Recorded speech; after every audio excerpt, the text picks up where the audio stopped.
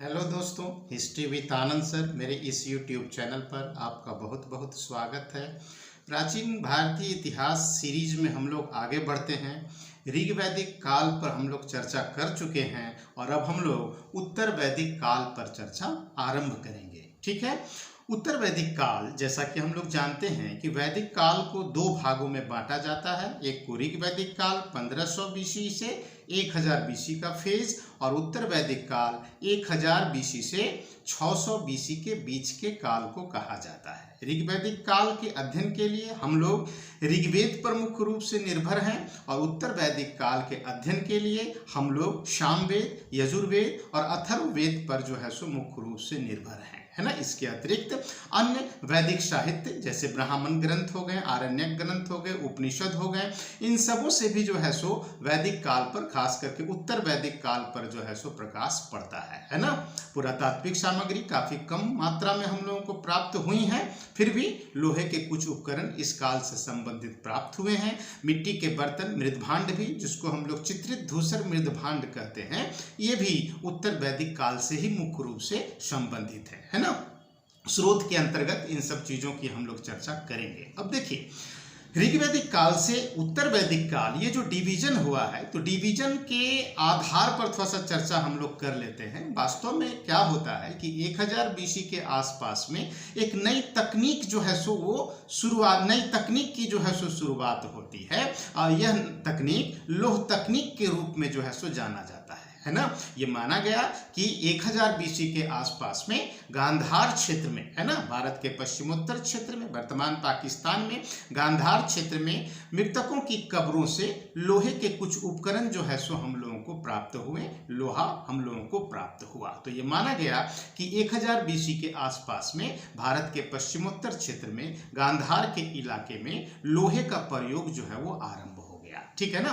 पहले ये माना जाता था कि भारत में लोहे को आरंभ करने का, लोह तकनीक को आरंभ करने का श्रेय जो है वो आर्यों को जो है सो दिया जाता था, लेकिन वर्तमान में यह धारणा खंडित हो गया है, क्योंकि हम लोग पाते हैं कि दक्षिण भारत की महापाषाण संस्कृति लोह तकनीक के संबंध में जो है सो जानी जाती है। लोह तकनीक में वो लोग पारंगत थे और लोहा की शुरुआत जो भारत में हुई तो माना जाता है कि महापाषाण संस्कृति के लोगों के द्वारा की गई, न कि प्रवासी आर्यों के द्वारा। खैर, तो 1000 बीसी के आसपास में जब लोहा आ गया तो बहुत सारे परिवर्तन जो है सो सुनिश्चित हो गए। क्या परिवर्तन सुनिश्चित हो गए कि लोहा के आने से, है ना, ये जो लोहा है, हालांकि ऋग्वेद में अयस शब्द का जो है सो प्रयोग हुआ है, लेकिन उत्तर वैदिक ग्रंथों में हम लोग पाते हैं क्या कि लोहे के लिए श्याम अयस और कृष्ण अयस शब्द का जो है सो प्रयोग होता है ना। यजुर्वेद में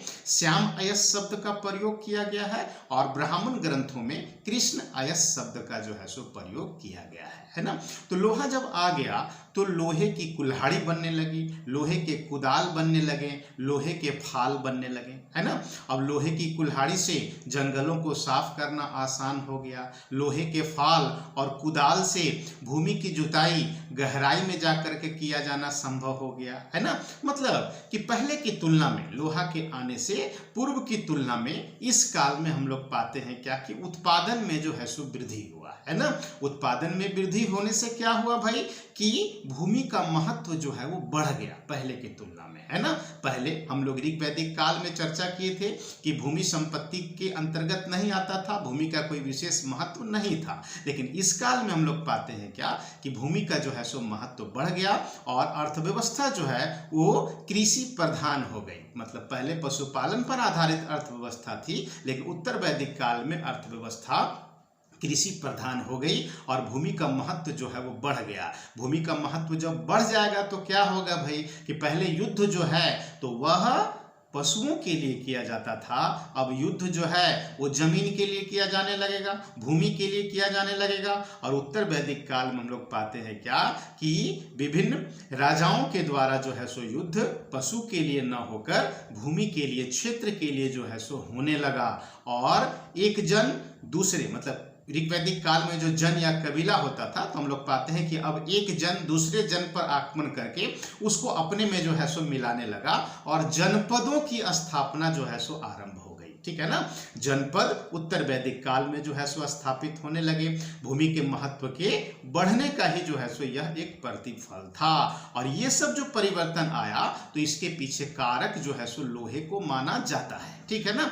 लेकिन ये भी नहीं समझना है हम लोगों को कि लोहा से ही एक युगांतकारी परिवर्तन जो है सो संभव हुआ है ना, क्योंकि हम लोग देखते हैं कि लोहे के जो भी अवशेष हम लोगों को प्राप्त होते हैं तो एक तो अंतरंजी खेड़ा से हम लोगों को प्राप्त होता है। तो अंतरंजी खेड़ा से जो भी लोहे के उपकरण हम लोगों को जो हुए हैं वो युद्ध से संबंधित है ना। लोहे के तीर है ना, या फिर हम लोग पाते हैं कि लोहे से ही संबंधित है ना, मान लीजिए कि फरसा हो गया, ठीक है ना, भाला हो गया। तो इन सब चीज़ों के अवशेष हम लोगों को अंतरंजी खेड़ा से प्राप्त हुए हैं। कृषि उपकरण जो है सो हम लोगों को प्राप्त नहीं होते है ना। हम लोग देखते हैं कि जखेड़ा से हम लोगों को लोहे का फाल अवश्य ही प्राप्त हुआ है। लेकिन कुल मिलाकर देखा जाए तो उत्तर वैदिक कालीन जिन भी स्थलों की खुदाइयाँ हुई हैं वहाँ से युद्ध से संबंधित उपकरणों के प्रमाण जो लोहे के बने हुए हैं हम लोगों को ज़्यादा मिलते हैं कृषि उपकरणों की तुलना में, है ना। तो लोहा से बहुत ज़्यादा परिवर्तन तो नहीं हुआ प्रतीत होता है, लेकिन फिर भी परिवर्तनों की शुरुआत जो है वो अवश्य हो गई। अब हम लोग देखते हैं क्या कि लोहे के आगमन के परिणाम स्वरूप हम लोग पाते हैं क्या कि राजनीतिक क्षेत्र में देखते हैं कि जन जो है वो जनपद में बदलने लगते हैं। मतलब राजनीतिक क्षेत्र में एक परिवर्तन जन से जनपद की स्थापना के रूप में हम लोग देखते हैं, है ना। फिर हम लोग पाते हैं क्या कि उत्तर वैदिक काल में चूंकि भूमि का महत्व बढ़ गया तो अर्थव्यवस्था जो है वो पशुपालन आधारित न होकर अब कृषि आधारित हो गई। मतलब कि कृषि का जो है सो महत्व बढ़ा और अर्थव्यवस्था का आधार जो है वो कृषि बन गया। क्योंकि उत्तर वैदिक ग्रंथों में धान की कई किस्मों की चर्चा की गई है, साथ ही साथ कई अन्य फसलों की भी जो है सो चर्चा की गई है ना। तो अर्थव्यवस्था का आधार अब कृषि प्रधान हो गया। उसी प्रकार से समाज में अगर हम लोग देखें कि किस प्रकार का परिवर्तन हुआ तो हम लोग पाते हैं क्या कि समाज में भी जो है सो व्यापक परिवर्तन हुआ। वर्ण व्यवस्था का आधार अब जन्म हो गया, ठीक है ना। पहले वर्ण व्यवस्था का आधार कर्म था, अब उत्तर वैदिक काल में वर्ण व्यवस्था का आधार जन्म हो गया। और जाति की अवधारणा हम लोग पाते हैं कि देखते हैं, है ना। मतलब कि जाति की अवधारणा जो है सो उत्तर वैदिक काल के अंत तक जो है सो स्थापित हो जाती है, ठीक है ना। इसी प्रकार से समाज में महिलाओं की स्थिति में पूर्व की तुलना में जो है सो गिरावट आता है, ठीक है ना। पहले की तुलना में महिलाओं की स्थिति में जो है सो गिरावट आता है। महिलाओं से संबंधित कुछ विशेष अधिकार जो ऋग वैदिक काल में महिलाओं को उपलब्ध थे, अब इस काल में जो है सो हम लोग देखते हैं कि उन अधिकारों से महिलाएं वंचित होने लगी, है ना। इसी प्रकार से धर्म में हम लोग पाते हैं क्या कि पहले धर्म का स्वरूप जो है वो काफी सरल था, अब धर्म का स्वरूप जटिल हो गया। प्रार्थना की जगह यज्ञ जो है वो ज्यादा होने लगे और यज्ञ में भी शुद्ध मंत्रोच्चारण पर जो है सो बल दिया जाने लगा, है ना। लोगों को ये बताया जाने लगा कि यज्ञ के दौरान किसी भी तरह की छोटी गलती अगर होती है, मंत्रोच्चारण में अगर किसी तरह का भूल होता है ना, तो उसको पारलौकिक जो है सो भय दिखाया जाने लगा, है ना। ऋग वैदिक काल में इहलौकिकता की बात की जाती थी, स्वर्ग नरक जैसा कोई कंसेप्ट नहीं देखते हम लोग ऋग वैदिक काल में। लेकिन इस काल में पारलौकिक जीवन की जो है सो बात की जाने लगी, पुनर्जन्म की जो है सो बात की जाने लगी। और फिर किसी भी तरह का अगर यज्ञ में आप अगर गलती करते हैं, है ना, तो फिर आपको तरह तरह का जो है सो डर दिखाया जाने लगा, है ना। उत्तर वैदिक ग्रंथों में इस प्रकार की बहुत सारी बातों का उल्लेख किया गया है जिसकी चर्चा हम लोग जो है सो आगे करेंगे, है ना। तो हम लोग क्या पाते हैं, हम लोग पाते हैं क्या कि 1000 BC के पश्चात जो है वो व्यापक परिवर्तन देखते हैं, राजनीतिक क्षेत्र में भी, सामाजिक क्षेत्र में भी, आर्थिक क्षेत्र में भी और धार्मिक क्षेत्र में भी, है ना।